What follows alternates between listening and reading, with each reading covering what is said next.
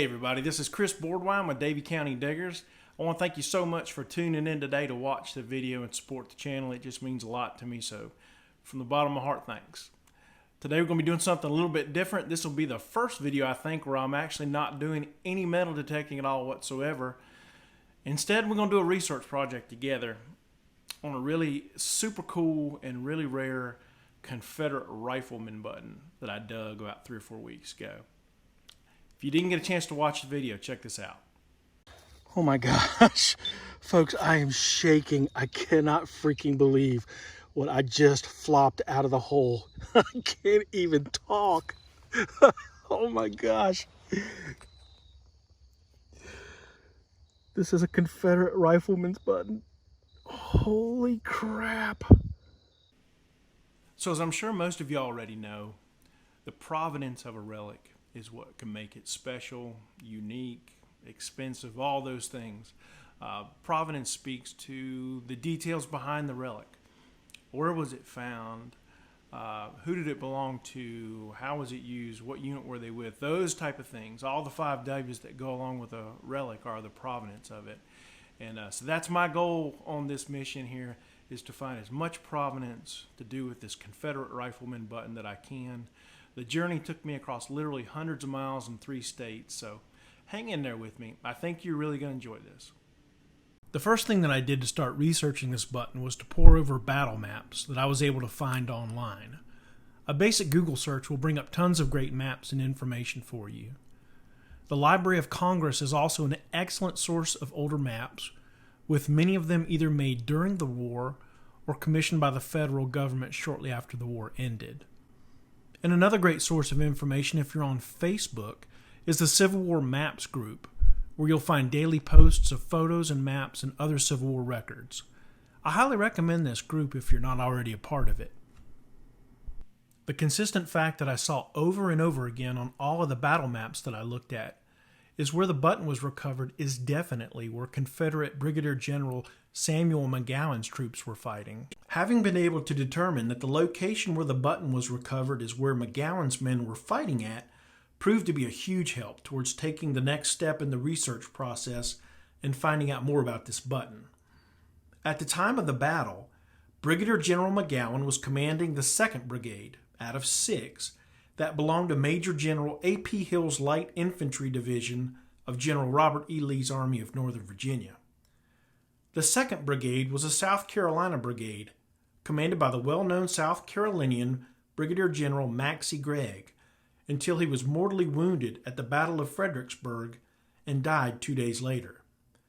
This famous brigade had been known as the Gregg-McGowan Brigade until Gregg's death, but was commonly referred to as McGowan's Brigade from then on. This was definitely a turning point for me, having learned that the button had all but assuredly and definitively belonged to a South Carolinian. McGowan's 2nd Brigade was comprised of the 1st South Carolina Rifles Regiment, known by most as Orr's Rifles Regiment, and the 1st, 12th, 13th, and 14th South Carolina Infantry Regiments. And while we'll never know for certain which regiment this button came from, some additional research that I have completed has compelled me to believe that it may have, or is likely to have come from the famed Orr's Rifles Regiment. Formed on July 20th, 1861 at Sandy Springs, South Carolina by James Lawrence Orr, the regiment was comprised of men from the Pickens, Abbeville, Anderson, and Marion districts. After 1868, districts became known as counties. The men were initially posted to Sullivan's Island, South Carolina, to defend Charleston Harbor. Some referred to the unit as the Pound Cake Regiment in reference to this light garrison duty. The regiment had seen no action by the time Orr left, but the name Orr's Rifles stuck throughout the war. The Pound Cake Regiment would hold that distinction for a very short period of time, though, as once they were transferred to Virginia in 1862, they seldom went any significant amount of time without being involved in serious and intense fighting.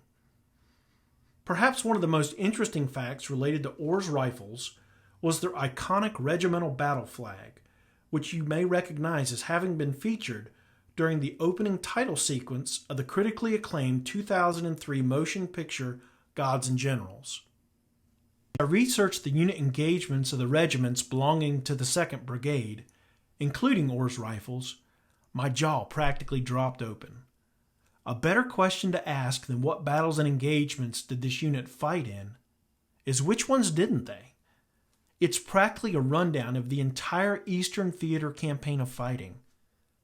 It was at this point, having read the list of battles and engagements that this unit fought in, that the importance and significance of this relic really began to come into full focus for me. I mean, it had been there to see the deadliest single day of American bloodshed in our nation's history along the banks of the Antietam Creek at Sharpsburg. It had been there entrenched behind the stone wall along Marie's Heights during the frigid December fighting at Fredericksburg.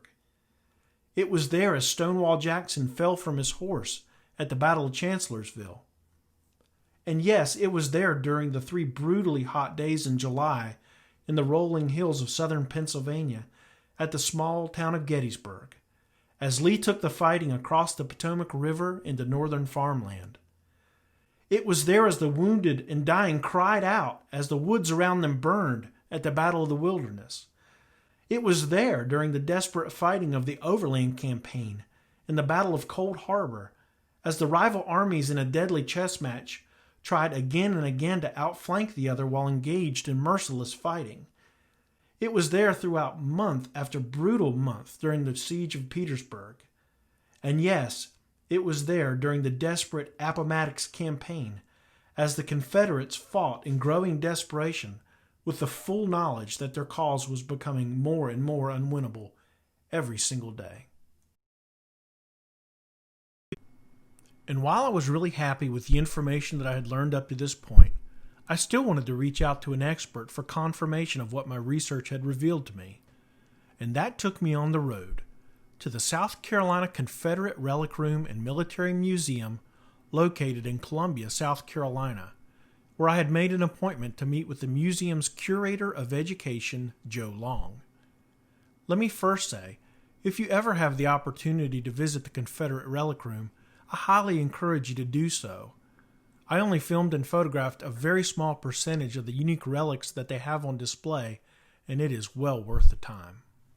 Joe was kind enough to give me a personal walkthrough of the museum, with the specific emphasis being on the Orr's Rifles Regiment. He even revealed to me the original Orr's Rifles regimental battle flag that had followed these brave men from the defenses of Charleston Harbor all across the battlefields of Virginia, Maryland, and Pennsylvania. And while Joe quite understandably couldn't give me a definitive answer as to whether or not the Rifleman button came from Orr's Rifles, he was able to leave me with a treasure trove of archived documents and other information, many of which I hadn't even seen yet during my own exhaustive online research. It was a really rewarding feeling, though, knowing that all of the time and effort that I had put in up to this point had been validated, and I'm definitely looking forward to my next trip to the South Carolina Confederate Relic Room and Military Museum. Even though I was really satisfied with what I'd come to learn about the history of this button up to this point, there was one more part of this story that I had discovered that I just had to explore further. And that led my journey onward to the quiet historical little town of Abbeville, South Carolina. Located in the extreme western portion of the state, east of the banks of the Savannah River, Abbeville is 118 miles northeast of Atlanta, Georgia, and 78 miles west of Columbia, South Carolina. Interestingly enough, Abbeville holds the distinction of being both the birthplace and the deathbed of the Confederacy. You see, it was here at this exact spot on November the 22nd in 1860 that the first mass gathering of individuals took place to discuss the possibility of secession from the state of South Carolina from the Union. This spot is now known as Secession Hill. 1 month later, after this meeting, secession was ratified and the state of South Carolina left the Union. It's widely agreed upon that Francis Hugh Wardlaw was the drafter of the Ordinance of Secession. Wardlaw, a local attorney, judge, and delegate, was the one that put the document together that was later voted upon and ratified that allowed the state of South Carolina to leave the Union. I want you to remember that last name, Wordlaw. So Secession Hill is considered by many to be the birthplace of the Confederacy. The location where I'm standing at now, less than half a mile away from Secession Hill, is considered to be the deathbed of the Confederacy.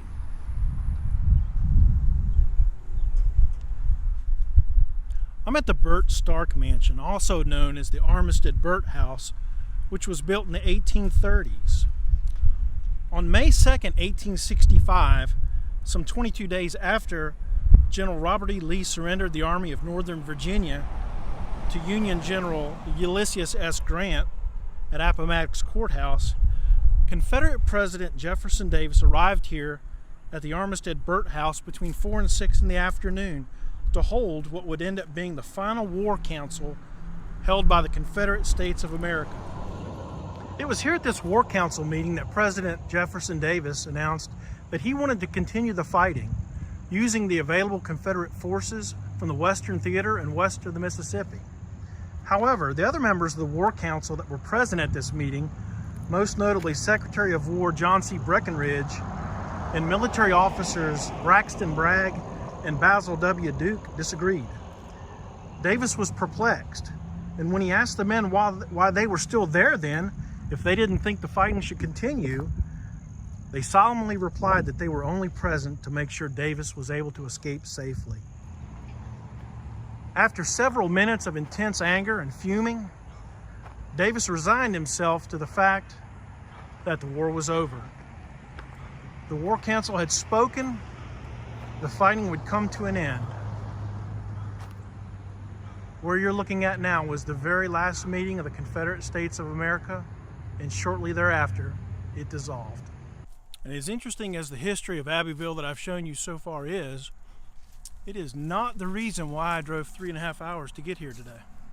No, the reason I came to Abbeville was to pay my respects to the final resting place of Confederate Private Robert Henry Wordlaw, Jr. here at the Upper Long Cane Cemetery in Abbeville. Did you remember the name I talked about on Secession Hill? That's right, Wordlaw. Yes, Private Wordlaw is the nephew of Francis Hugh Wordlaw, attorney, judge, and delegate that we talked about up on Secession Hill that drafted the ordinance document for secession. So, what makes Private Wordlaw so special that I would drive some 4 hours to get here to see him? Well, you see, Private Wordlaw enlisted in the Confederate Army at Camp Pickens in the Anderson District of South Carolina on July 20th, 1861, just 3 months after the start of the Civil War. And what makes Private Wordlaw's enlistment even more interesting is that he was assigned to duty in Company B of the 1st South Carolina Rifles Regiment, also known as Orr's Rifles. And if you recall from earlier in this video, after researching battle maps, this is the regiment that I suspect the button came from. Can you see what's inscribed here on Private Wordlaw's headstone?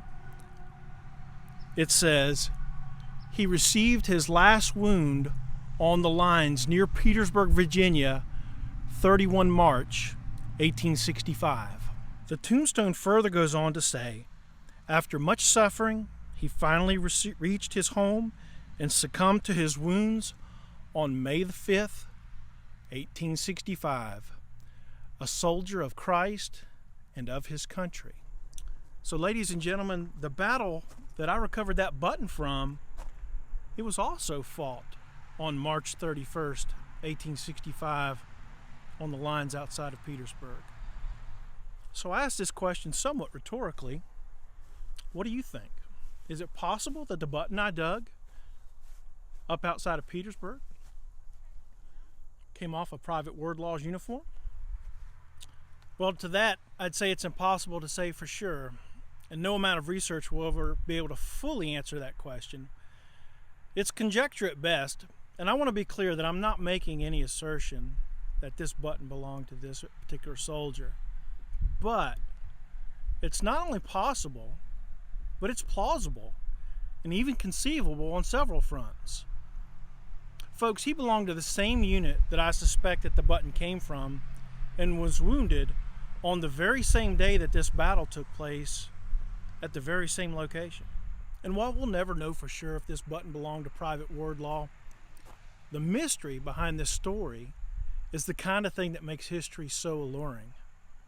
These are the kind of stories uncovered over time that spark an interest and drive me on to want to learn more. This is history.